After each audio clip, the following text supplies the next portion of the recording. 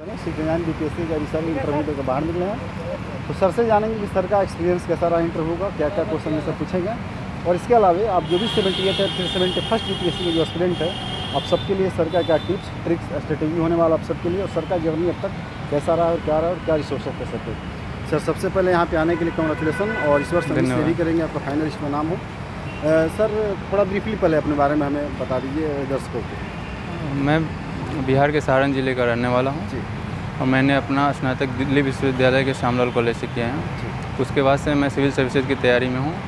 इस दौरान मैंने 2022 में और 2023 में एक बार बीपीएससी में और एक बार यूपीएससी में साक्षात्कार दिया हुआ है। अच्छा, यूपीएससी के अवसर अपने इंटरव्यू दिया? जी सर। यूपीएससी में सर कितने मार्क्स से रह गए थे? 25 मार्क्स। 25 मार्क्स से। और सर बीपीएससी में जो एक बार और इंटरव्यू दिया था आपने उसमें 7 मार्क्स से उसमें।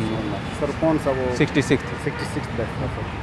अभी सर आपको कैसा एक्सपीरियंस हुआ है यहाँ पे इंटरव्यू? सेकंड टाइम इंटरव्यू दे रहे हैं, हालांकि अब तो ज़्यादा उधर भय वाला उस तरीका होगा नहीं जी। कैसा माहौल था और कैसा बोर्ड था और क्या क्या क्वेश्चन कुछ रिकॉल कर पा रहे हो तो बताइए। बोर्ड दीप्ति मैम का था और बहुत ही कॉर्डियल मैम ने बहुत अच्छे तरीके से स्वागत भी किया और बहुत लाइटली तरीके से पूरा इंटरव्यू हुआ।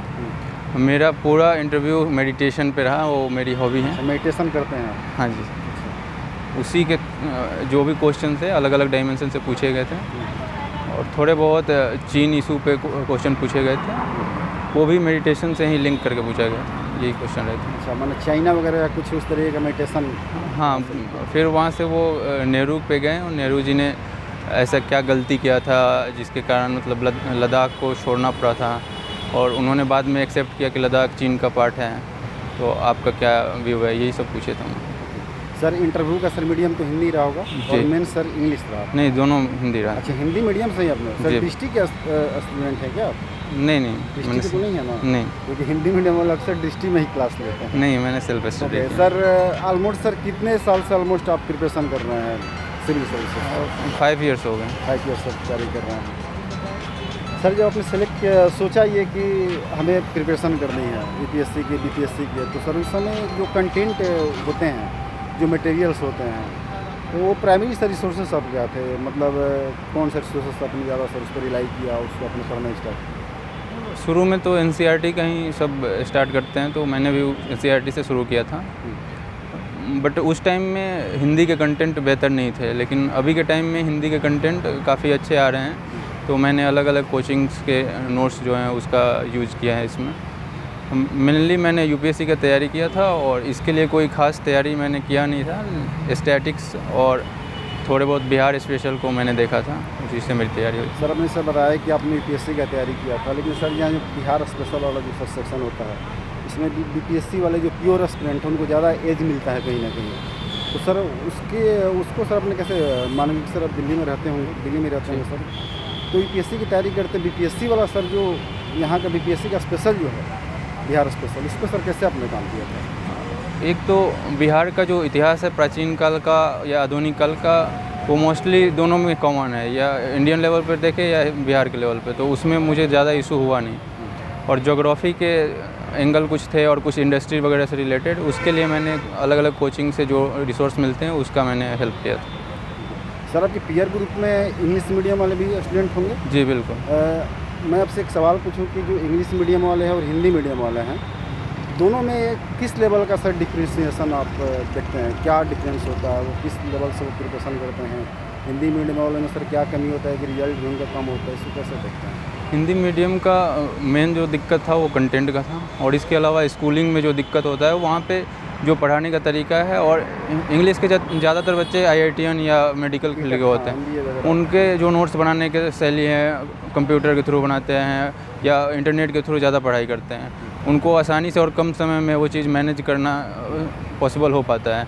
ऐसा हिंदी माध्यम के साथ नहीं देखने को मिलता है, लेकिन अभी दृष्टि और कुछ कोचिंग्स ने इस पर काफ़ी काम किया है, PW ने भी इस पर बहुत सारे कंटेंट निकाले हैं, तो मुझे नहीं लगता कि अब कंटेंट को लेकर कोई इशू है।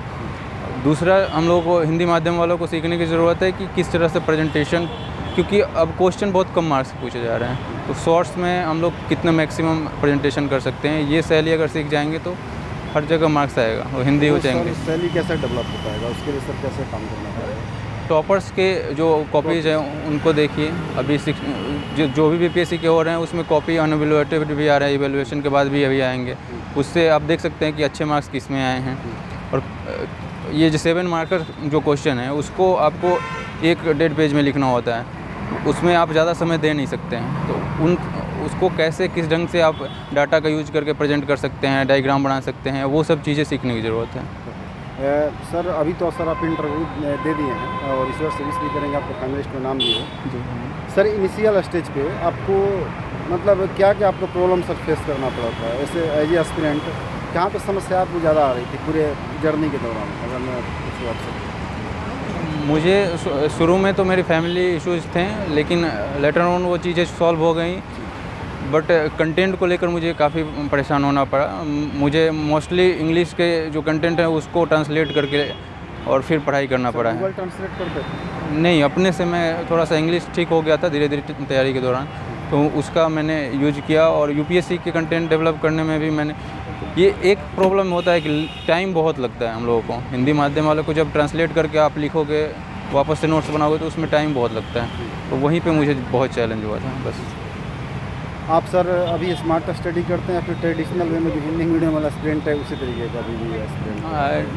नहीं, मैंने मतलब सर पढ़ना स्टार्ट इंग्लिश मीडियम को फॉलो करना शुरू कर दिया है। जहाँ से मार्क्स आ सकते हैं हमको भी वही करना चाहिए। ओके, स्मार्ट तरीके सर क्या होता है पढ़ाई करने का? स्मार्ट कह ले, साइंटिफिक स्टडी कह ले, वो क्या है और किस तरीके से किया है? स्मार्ट तैयारी के लिए सबसे ज़रूरी है कि आप सिलेबस पे स्टिक करिए, ज़्यादा इधर उधर भटकने की ज़रूरत नहीं है। आप प्रीवियस ईयर को देखिए और सिलेबस है उसको देखिए, और उसके बाद जो टॉपर्स कॉपी है उससे प्रेजेंटेशन देखिए, फिर आप पढ़ाई स्टार्ट कीजिए और साथ में आंसर राइटिंग आप करते रहिए।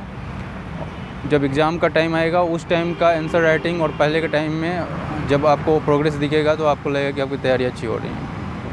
78 सर एस्पिरेंट हैं, वो प्रीलिम्स को कैसे प्रिपेयर करे, कैसे रेडी करे कि उनका प्रीलिम्स सर जो है कि पॉसिबल हो क्रैक करना हो, कैसे समझ? बीपीएससी के एग्ज़ाम में मुख्यतः जो मॉडर्न हिस्ट्री और हिस्ट्री का पार्ट है, साइंस का पार्ट है और करंट अफेयर्स है, ये मेजर रोल निभाते हैं।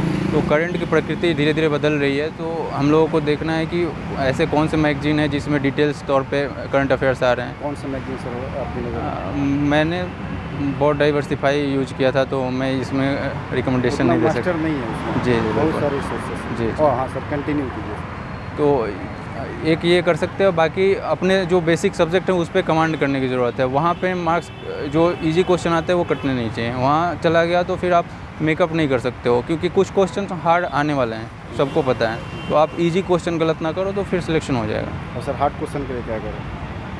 हार्ड क्वेश्चन कुछ स्किप करने वाले भी होते हैं, क्योंकि नेगेटिव मार्किंग है, तो आप सारे हार्ड क्वेश्चन अटैम्प्ट करने का ना सोचें। अगर आप उसमें श्योर हैं तभी उसको अटैम्प्ट करें।